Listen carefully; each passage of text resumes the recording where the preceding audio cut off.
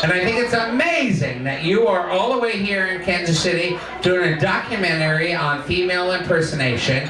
My only problem is that you chose this bitch.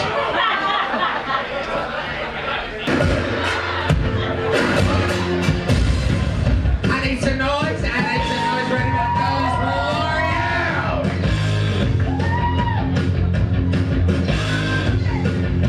That dress is fierce. Scream for Loreal!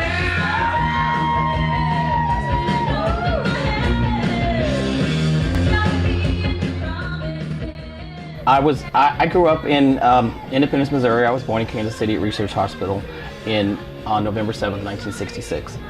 I'm the youngest of 6 children. I have two brothers and 3 sisters. I knew I was gay since before kindergarten, maybe 4 or 5 years old.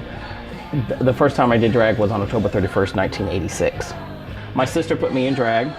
My family thought I was going out to a Halloween party, or I told them to a Halloween party with a girl I worked with at Chi-Chi's, and she was going to be dressed as a man and I was going as a woman.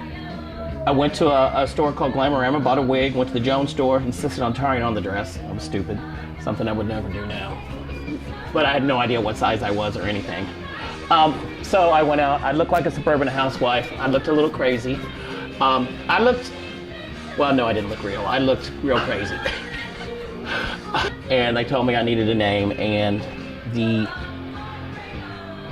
choices, out of the choices they gave me, one of them was Loreal.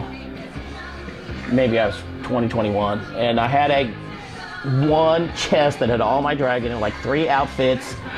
Anyway, my brother, being nosy and being somewhat of homophobic back, or whatever you want to call it back then, he found it all, and he was going to have it all strewn about the house, and then he called my sister, and they talked him out of it because my dad was a little older at the time, so I don't know, he was maybe in his 70s.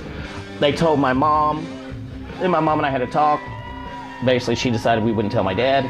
At some point, he realized I was doing something, but we never really talked about what it was, because he told me at one point that I should throw a little sawdust on the ground and do a soft shoe and tell a few jokes. But somehow the topic came up or whatever about being gay, but I don't know if it was ever said. And my dad told my brother it was his house, and if he didn't like it, then he could leave. So I guess my dad knew. It was just something that we didn't talk about. So he took my side, so that was kind of cool. When I started doing drag, you didn't call yourself a drag queen. A drag queen was like someone who's like a little less than. Now, since RuPaul's Drag Race came out, everybody calls it drag. We said we were getting in drag, but you didn't say you were a drag queen. It was kind of a put down. I mean, technically I'd say I'm a female impersonator, but people just say drag queen so often now, it's just what it is what it is. Of course, my whole life, you act like you're not, or you try to fit in and you do what's expected of you, because you hear, I mean, it wasn't like I was hearing faggot every day or anything like that, but you hear people talk about things on TV or people, or like my mom's hairdresser, and there was always, little quotations when they were talking about him, and you saw him and you saw how he acted, so you knew that was maybe something that it wasn't, you just kept your mouth shut, basically, whatever.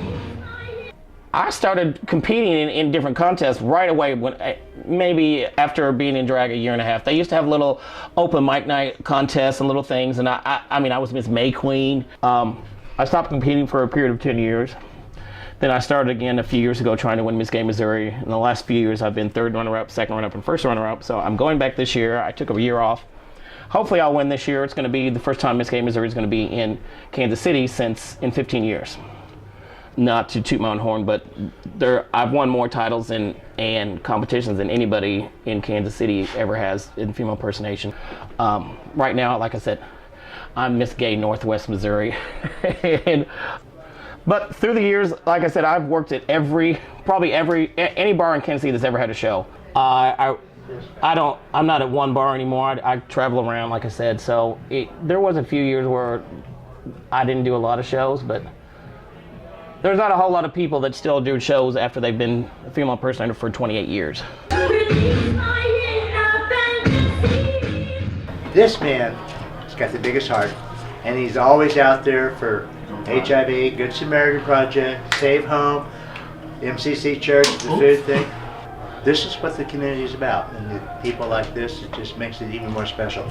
It's more than just a hobby for me, and it is part of how I make my living, and so that's part of it too. So it keeps me from having to sit at a desk and look at a computer. That's about that.